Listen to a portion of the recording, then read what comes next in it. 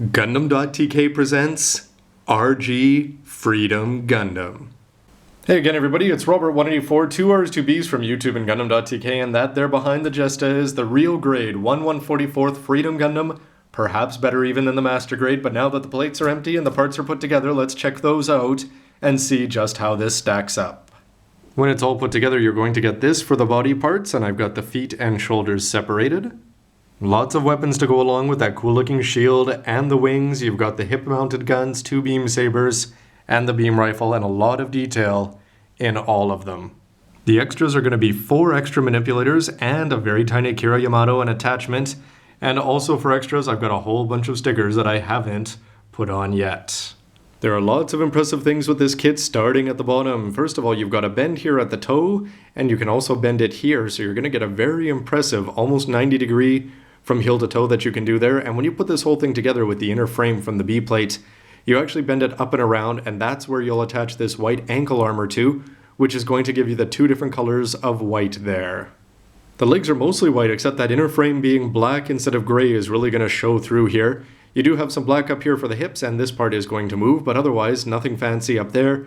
It's in the knee that you're going to have a pivot point there, and when you do that, notice the way that the knee is going to split there. This white is going to come down from that navy blue part, and you're also going to stay in place. It's not going to come all the way down, so it's going to cover from the front, which is going to make for much more dynamic poses. Somewhat disappointing, I suppose, that when it seals up, this white part doesn't completely cover up that blue part, but the fact that you've got some gray inner frame in there, the 2 different colors white, and lots of lining places makes this leg look great for its size. The front skirt is where you get to see the 2 different colors of white beside each other. It's white, white, and then the little bit of gray up there on either side.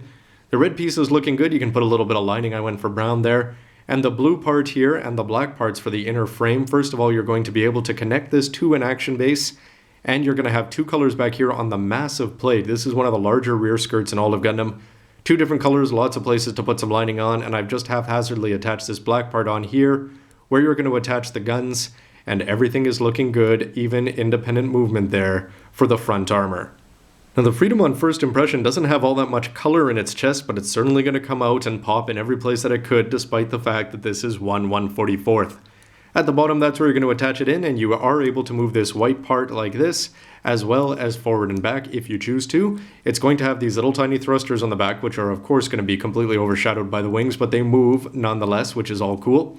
Up here at the top, I'm very impressed because so many Gundams, you just put on this, whichever color is in the front here, I'm talking yellow on the RX-78 too, it's going to pretty much dominate there. It's great that they've got the gray, not all over, but just around the edges there, and you're actually going to get a different colored piece to cover up on top. There is an additional dome-like neck part there which covers it up, but little things like the Vulcans there being in different colors, yes, that's black instead of the navy blue, these tiny little gray vents which attach in there, and the fact that you've got blue, black, and all the different, well, just the regular Gundam blue, everything is looking good, and if you want to open that up, it's all looking impressive. Sadly, no little tiny Kira sitting in there preaching. Before looking at the arms, I just want to show you the back of the legs where you can put on these great metallic stickers, which I think really add something to the kit, and these ones are great because it's on a flat surface. They sit on there, and they should stay on, whereas if you look at the elbow, you're going to get them on the front, which is much more impressive, of course, when you look at it. Except when you see that black part there, it's actually got about 5 ridges on it, which means when you're putting that sticker on, guess what, over time, that's going to be peeling up all over the place. And if you go at it too hard with things like a Q-tip or even just your modeler's knife, of course, it's actually going to scrape some of that brown off of there, so you don't get quite the impressive look, and I really wish that had been flat, or almost that they don't bother. Of course, you can just choose not to put that on. In terms of overall colors, though, you're going to be getting the 2 whites all over the place here. You're going to get a bend up there. It's going to move like this. This part sort of protrudes down there, which is interesting that it doesn't quite fill out. But the bend at the elbow, you can see it's going to go down there and like this. And yes, this part is going to work quite well for attaching anything onto it. And it's going to cover it up really solidly when it's put together. And little details like having this part here being a different color, great, but you'll notice that already this wrist part is going to separate ever so slightly. And also when you bend it too much, the biceps can spread. So you've got to be careful about that. The manipulators that are in here right now look good. You'll notice that this black part down there moves. It's not going to be too bad visually, but you always wonder when you're doing your part swaps if that's not going to fall off and get lost somewhere. It's cool that you do get the black part protruding through, and the fact that you get 6 of these is a pure Plus. Because you're going to have this dynamic hand here for the left and the beam holding rifle there for the right. And then you've got master grade quality, 3-finger trigger finger split there if you want to go for things that are a little bit more dynamic. However, unlike the MG, you don't really have the option of splitting the other 3 fingers to go fully independent. The shoulders are okay and come in 2 colors, but I'm not quite impressed with the way that channels were working. It's more or less just edging there, and actually I would have preferred some nice deep channels because things aren't always going to line up when you've got 2 different pieces lined there. You do have a black part there on the inside, which is going to look good when it's attached to the chest. White and blue standing out, and everything is looking very good in terms of color, and you'd be surprised just how much that red adds to the overall impact. To the weapons, and how about that beam rifle? Well, no stickers on here. You're talking good color down below, and then this great strip of blue with the white on top. You've got a clear part there, which would have been nice if that had a little bit of color, but you can paint that up yourself. Everything's looking good in terms of moving parts, just this one up and down, but it does have a peg on the other side, which is going to plug in nicely here to the rear armor, so you can have the beam rifle out of the way as Freedom goes nuts with its beam sabers or many other weapons. The shield of the Freedom is also one of those things that's a little bit unassuming until you see just how much detail there is in there. First of all, when you put that red part underneath these white parts, that's impressive. You've got all these dark parts covered up with white parts, exposing more dark underneath with the red in 2 places. Everything's looking good with that little bit of lining. Not a lot of color variation, but it's enough to have this gray compared to the white. But it's the underside of, I think, that's the most impressive. So many times when you see a pro paint a Gundam, they always paint the underside gray, but with this you really don't need to because they do give you a little bit of lining opportunities.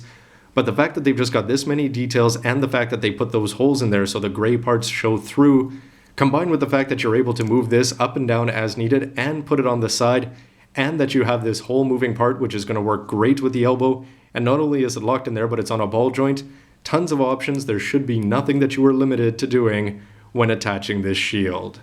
And whereas most Gundams just have side skirts, this guy has 2 guns that can blow your head off. You've got white parts here that attach, you can put the beam saber in there as well. A little bit of dark navy blue there just to add some color. And when you bend this up, it seems to me like it's a little bit different from how I remember on the master grade. But anyway, this part is going to stand up very much here, and you've got that black strip which runs under the gray, combined with the red which is showing off black on the inside, sharp all over. And then you've got the gray parts there, which are going to work well with this bend mechanism. No problems putting this together. Combined with the black, you've got a gun that actually looks a lot more interesting compared to something that was just solid gray. And when you've got this navy blue part with the red and the black showing through, really, this is almost perfect grade quality despite being much, much smaller.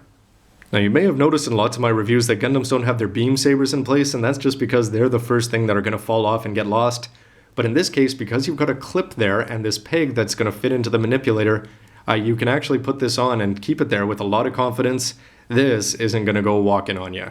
And in beam saber mode, yes, this is ridiculously long. Here it is compared to the hip cannons. You can just see that the pink beam is almost exactly the same length.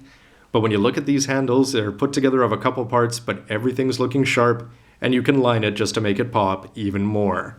But ultimately, nothing matters more on the Freedom except for its wings. And first of all, just the construction of this is great. Look at that. You've got black, red, and black on inside on these such small parts. Doesn't matter, they go to the extra effort. Some of the inner frame here is actually from the B-plate, which is cool. So you can rotate the wings all around, and they're going to open up. What you just saw there is its most important feature. You can bend these here, and you can pretty much, you've got to look at them from the right way. And you're probably worth checking out the manual to make sure that you're getting the right parts moved into the right place. But this part here is able to move all over the place. This part is going to stay in place and look good no matter what you do. You can open up this part even more along with this part, but the real winner has to be that you can open up this dark blue and the light blue part there on both sets, which is going to make it look like it has 7 wings instead of its regular 7. And yes, that's going to expose the gun, but it still is a great feature nonetheless. I remember wanting the 1/60th quite badly until I learned that you can only bend the wings back and then bring the cannons forward. That's the only way you're actually going to get any shots off with this. Whereas with the master grade, once you've got the wings deployed, you can bring this white cannon around. I'm not doing this very gracefully here, but you can bring the white part around, and then when you've done that, instead of it just shooting across the body, you can bend it forward. And you're going to have to do some fiddling to get both sides looking the same. But the fact that it's got the master grade feature and beats the 1/60th non-grade, very, very impressive again. One thing I think you've got to be careful of though is that these blue parts do want to separate. There's a lot of moving parts in here, and if you move it too much, they're going to get loose. So every once in a while, you may just want to reset things and squeeze everything into place. Otherwise, you may just have things pop off on you unexpectedly. And in terms of the head, I don't know if there's anything that could be better. You've got Vulcans in different colors, and the sides of the ears are looking great. The faceplate, the white part with the holes, just show everything. You've got lots of gray, exaggerated even. The red pops, as do the gold eyes. The only thing that you have to do is, if you watch my age reviews, yes, add a little DK to that clear part. I'm talking clear blue paint. Otherwise, it's going to look really dull up there, but having the multiple colors of white, the black showing through underneath, the V-fin and the red, everything pops. This head is one of the best ones you're ever going to see in 1/144th. Stay tuned for the next part to see the mobile suit and all of its weapons deployed. And thanks for watching. Robert184 Gundam.tk. Let me know what you think with a comment down below. See you next time. Bye.